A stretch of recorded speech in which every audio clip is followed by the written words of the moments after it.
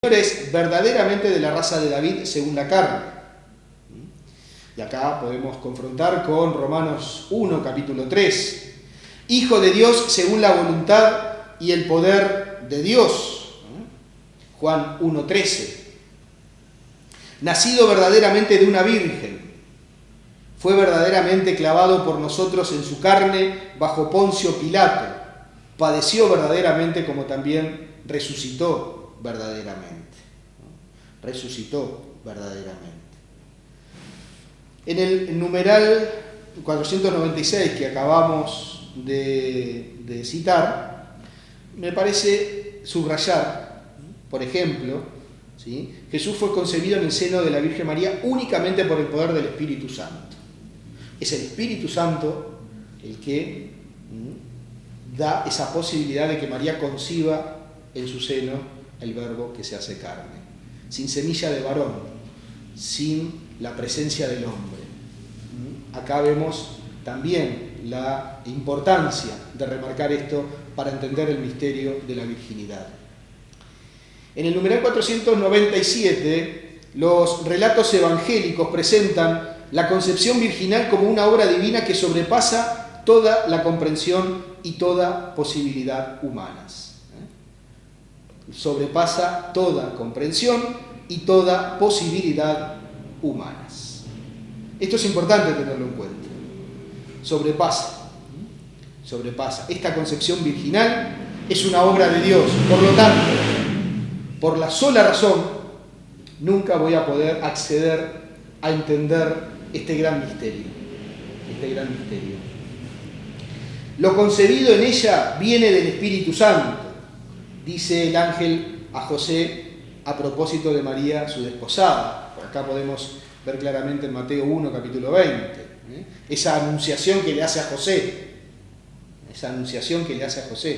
La Iglesia ve en ello el cumplimiento de la promesa divina, hecha por el profeta Isaías. He aquí que la Virgen concebirá y dará a luz a un hijo, el Emanuel, Isaías 7. En Isaías 7. Y damos un pasito más en el 498. A veces ha desconcertado el silencio del Evangelio de San Marcos y de las cartas del Nuevo Testamento sobre la concepción virginal de María. También se ha podido plantear si no se trataría, en este caso, de leyendas o de construcciones teológicas sin pretensiones históricas. A lo cual hay que responder: la fe en la concepción virginal de Jesús ha encontrado viva oposición, burlas o incomprensión por parte de los no creyentes, de los judíos, de los paganos. Y podemos seguir en el tiempo, hasta nuestros tiempos. Muchísima gente que no termina de entender, precisamente porque no lo comprendemos por la sola razón, este misterio. Sigo. No ha tenido su origen en la mitología pagana ni en una adaptación de las ideas de su tiempo. No ha tenido su origen en estas realidades. El sentido de este misterio no es accesible más que a la fe que lo ve en ese nexo que reúne entre sí los misterios. Y sigue dentro del conjunto de los misterios de Cristo desde su encarnación hasta su Pascua.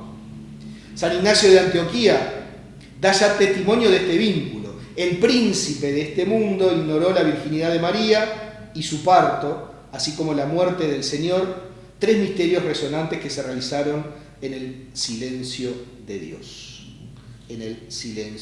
Dios.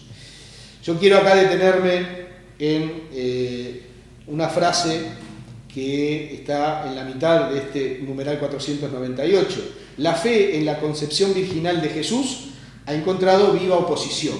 Esto es una realidad.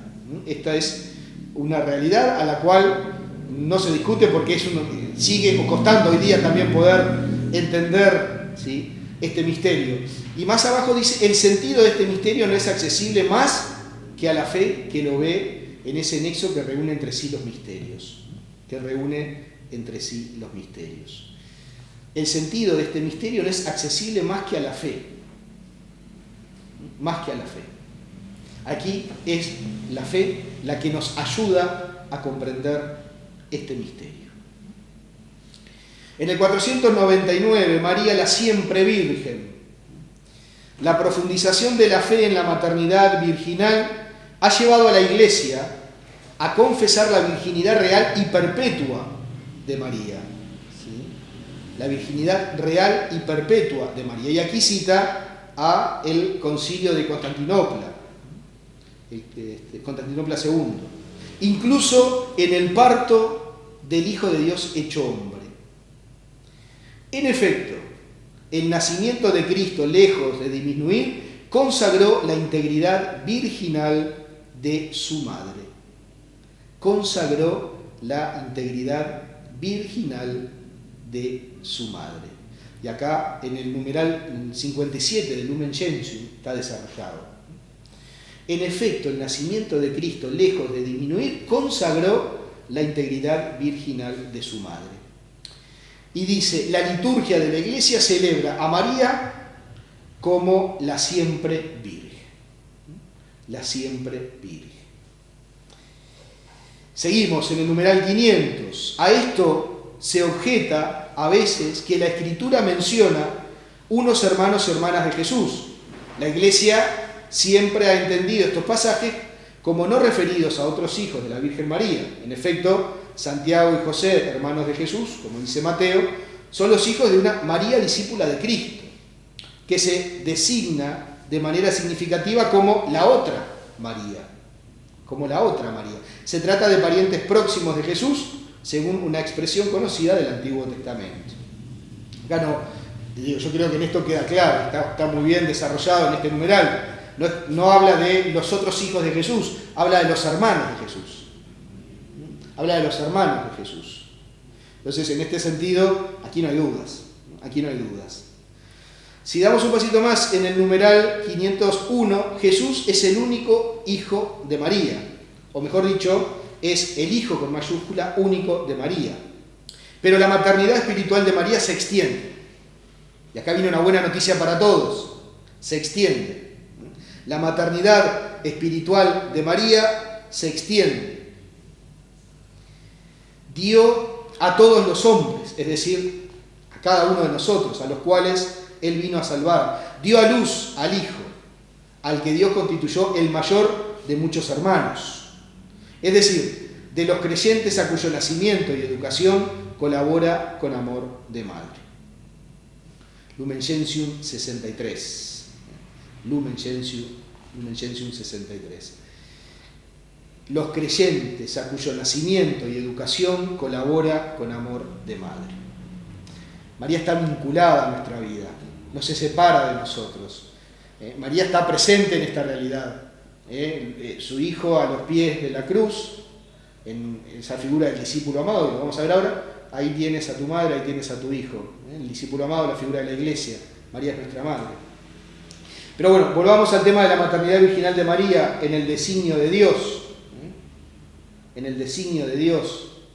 Esta realidad de María como Madre de Dios, que como decíamos hoy, en el año 431 en Éfeso se da. En el numeral 502 dice, la mirada de la fe unida al conjunto de la revelación puede descubrir las razones misteriosas por las que Dios, en su designio salvífico, quiso que su Hijo naciera de una virgen.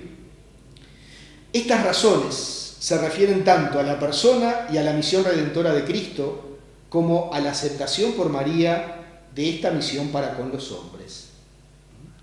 Reitero esta última parte que me parece muy importante. Estas razones se refieren tanto a la persona y a la misión redentora de Cristo, como a la aceptación por María de esta misión para con los hombres. En el numeral 503 dice, la virginidad de María manifiesta la iniciativa absoluta de Dios en la encarnación. Dios tiene la iniciativa. Jesús no tiene como padre más que a Dios. La naturaleza humana que ha tomado no la ha alejado jamás de su Padre. Sigue siendo el Hijo unigénito del Padre. Consubstancial con su Padre en la divinidad, consubstancial con su madre en nuestra humanidad, pero propiamente Hijo de Dios en sus dos naturalezas. En sus dos naturalezas. No perdió la condición divina. No perdió la condición divina.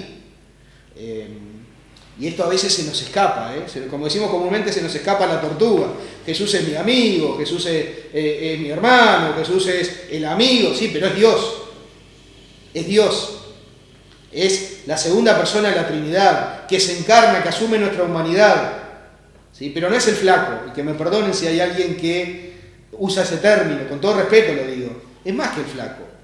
Es el que vino a redimirnos, el que con su muerte y resurrección, ¿sí?, nos regala una vida plena, el que nos invita a volver al encuentro con el Padre. Y eso es más que un flaco. Además era medio gordito seguramente, por la gente del lugar, pero cierto, esos son 20 pesos aparte. Seguimos entonces, yo para justificarme un poco yo también, ¿no?, como imagen de Dios, pero bueno. Seguimos entonces en esto para continuar. A mí me parece importante subrayar esta realidad. Dios en Jesucristo se encarna sin perder, por supuesto, su divinidad. Sigue siendo verdadero Dios y también verdadero hombre. En el numeral 504, Jesús fue concebido por obra del Espíritu Santo en el seno de la Virgen María, porque Él es el nuevo Adán, que inaugura la nueva creación. El primer hombre salido de la tierra es terreno, el segundo viene del cielo.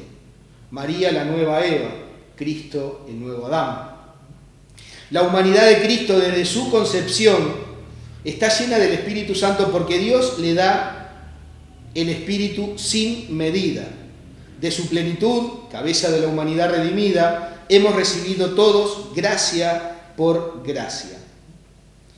Y en el 505 muestra esta realidad de Jesús el nuevo Adán. Dice, inaugura por su concepción virginal el nuevo nacimiento de los hijos de adopción en el Espíritu Santo por la fe. ¿Cómo será esto? ¿Cómo será esto? La participación en la vida divina no nace de la sangre, ni de deseo de carne, ni de deseo de hombre, sino de Dios. Reitero, la participación en la vida divina no nace de la sangre, ni de deseo de carne, ni de deseo de hombre, sino de Dios. La acogida de esta vida es virginal porque toda ella es dada al hombre por el Espíritu.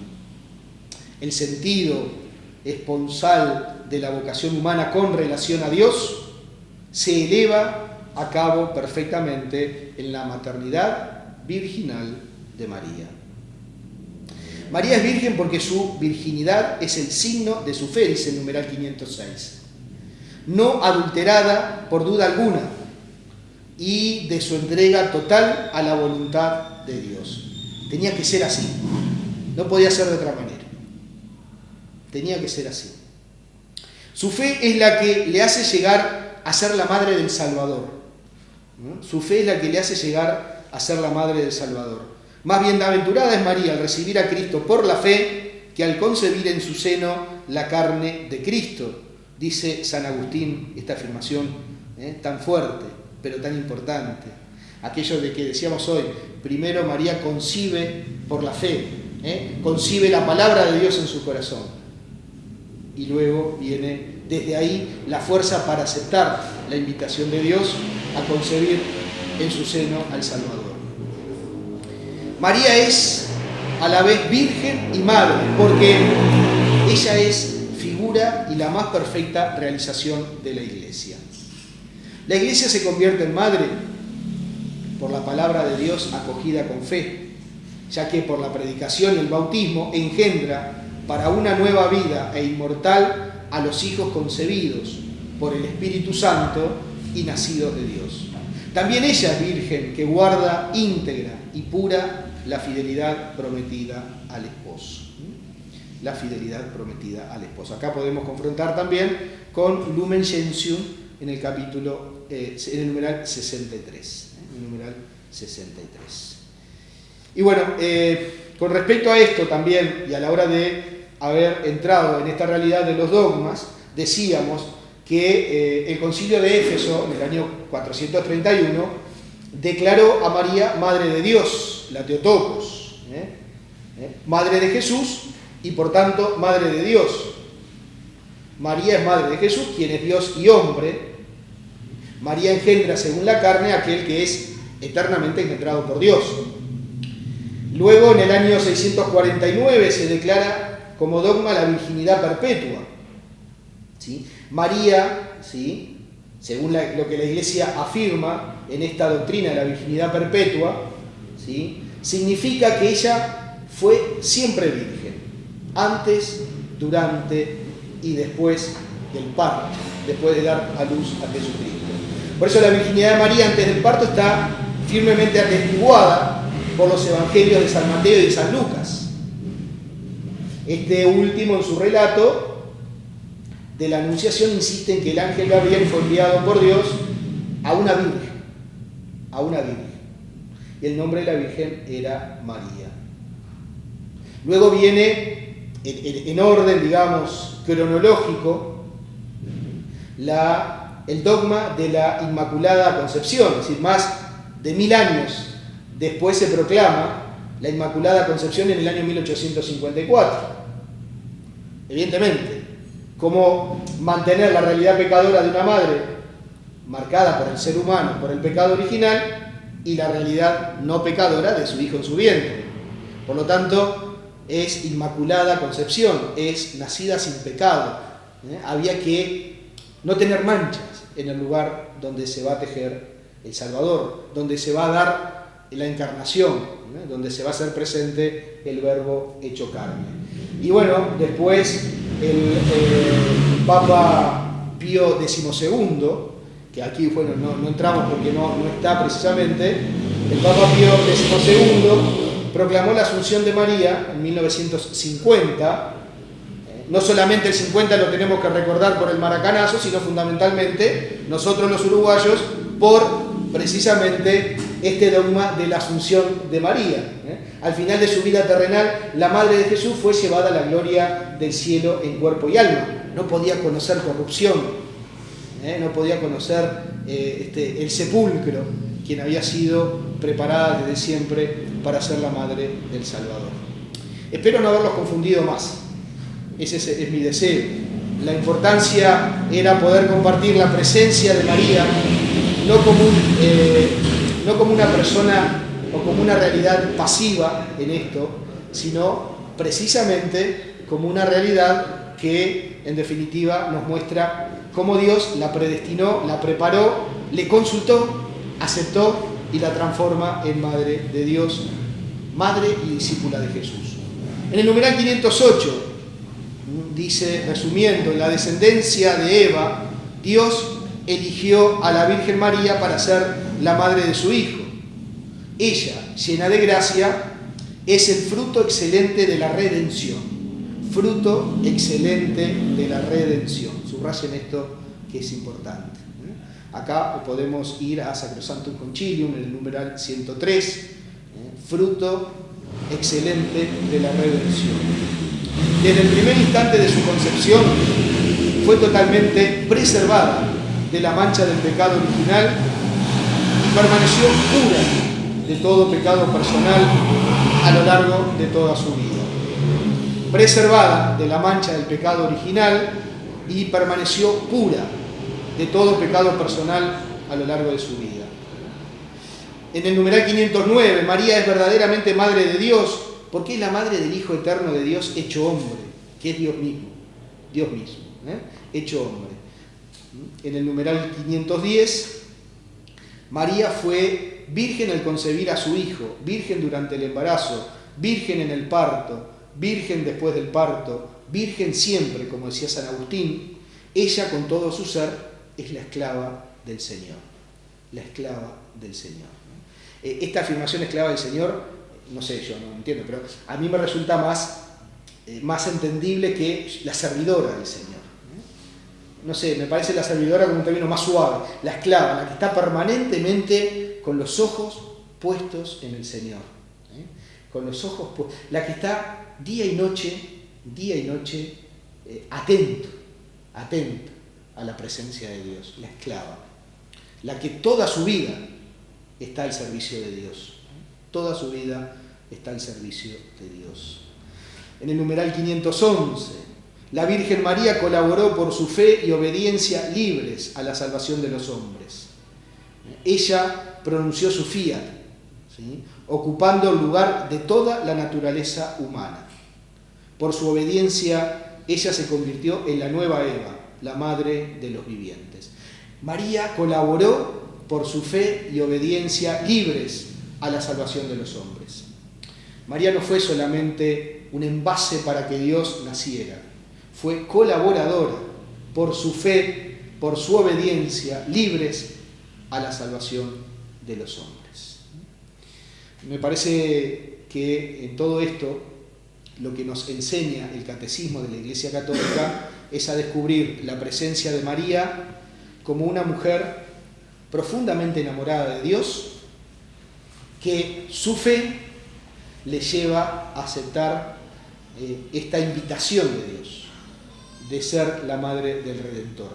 Y que también nos muestran estos párrafos, estos numerales del concilio, la importancia de María no como un objeto pasivo, sino como alguien activo, ¿no?, o activa en este caso, siguiendo a su Hijo. Madre y discípula, aquella que siempre estuvo, cuando otros no estaban, en los momentos más duros, frente a la presencia de su Hijo, a los pies de su Hijo.